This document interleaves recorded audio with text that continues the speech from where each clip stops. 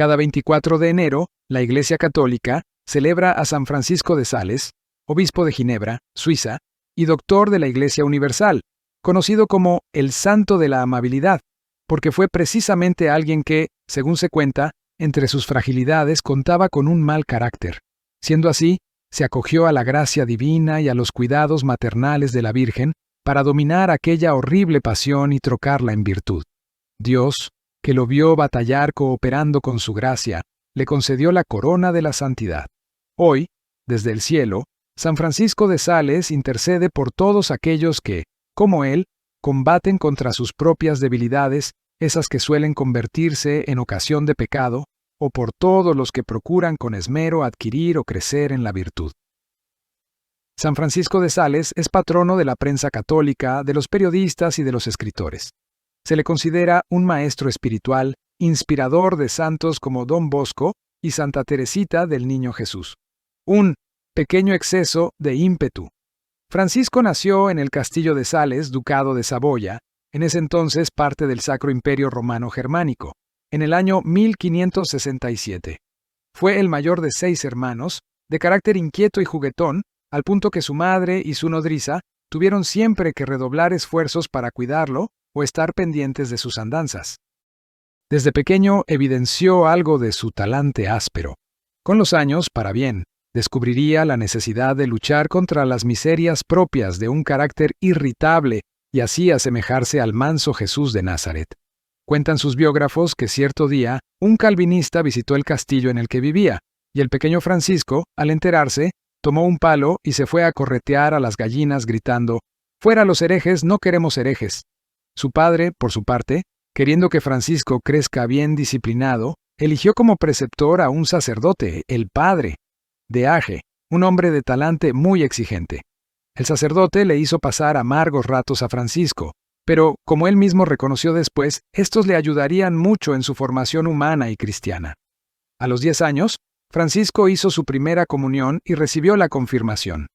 Esa experiencia juvenil de encuentro con la gracia de Dios lo motivó a frecuentar el Santísimo Sacramento y pasar horas frente a él en oración. Más adelante, su padre lo envió al colegio de Clermont, dirigido por los jesuitas, conocido por su ambiente de piedad y amor por la ciencia, una combinación atractiva para el joven Francisco. Porque no hago el bien que quiero, sino el mal que no quiero. Romanos 7, 19. Bajo la dirección del padre de Age, Francisco se confesaba y comulgaba todas las semanas. Se entregó al estudio y empezó a practicar equitación, esgrima y baile.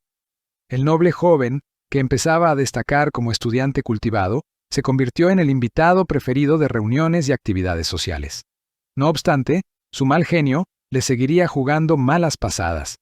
A veces sus desatinos o exabruptos lo convirtieron en objeto de burlas y humillaciones, siendo que su alma tenía que cargar el peso del rencor y el deseo de revancha.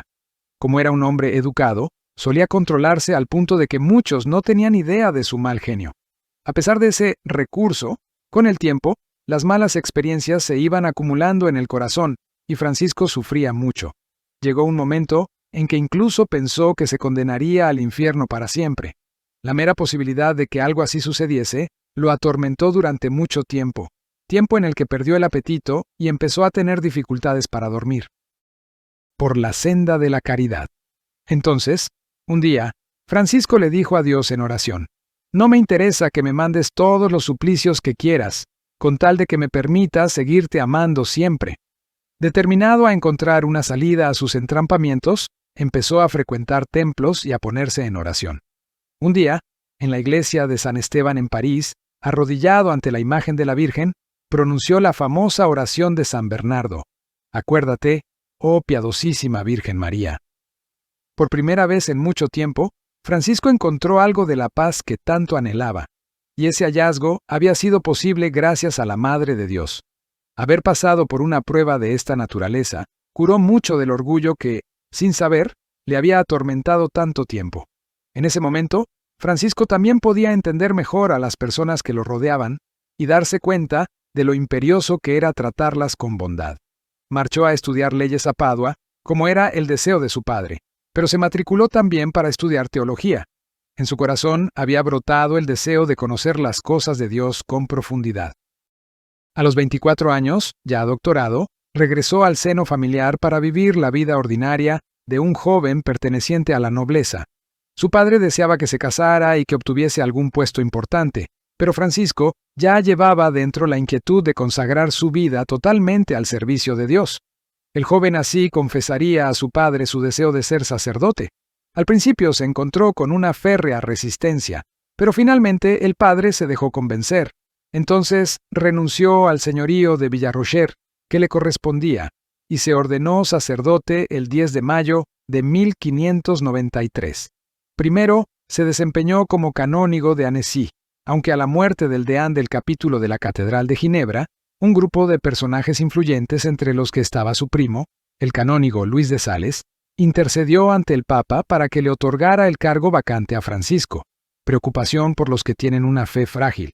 A pesar de la iniciativa de sus amigos, Francisco, apenas pudo, se presentó ante el pontífice como voluntario para ir a la región de Chablais, Saboya, donde el calvinismo se había convertido en predominante y donde los católicos eran hostilizados todo el tiempo. El santo empezó a escribir y publicar sus homilías, con las que armó una suerte de panfleto de divulgación. En ellas exponía la doctrina de la Iglesia y refutaba las posturas calvinistas. Estos escritos más tarde formarían parte de su famoso texto llamado Controversias. Con todo, lo que la gente más admiraba era la paciencia con la que el santo soportaba las dificultades y penas que su cargo le originaba. El pontífice lo confirmó como coadjutor de Ginebra y el santo regresó a su diócesis a trabajar con empeño redoblado. A la muerte del obispo, Francisco le sucede en el cargo y fija su residencia en Annecy. En ese periodo, tuvo como discípula a Santa Juana de Chantal, con quien fundaría la Congregación de la Visitación en 1610. Con las notas con las que instruía a la santa, compuso su célebre Introducción a la vida devota, la más conocida de sus obras.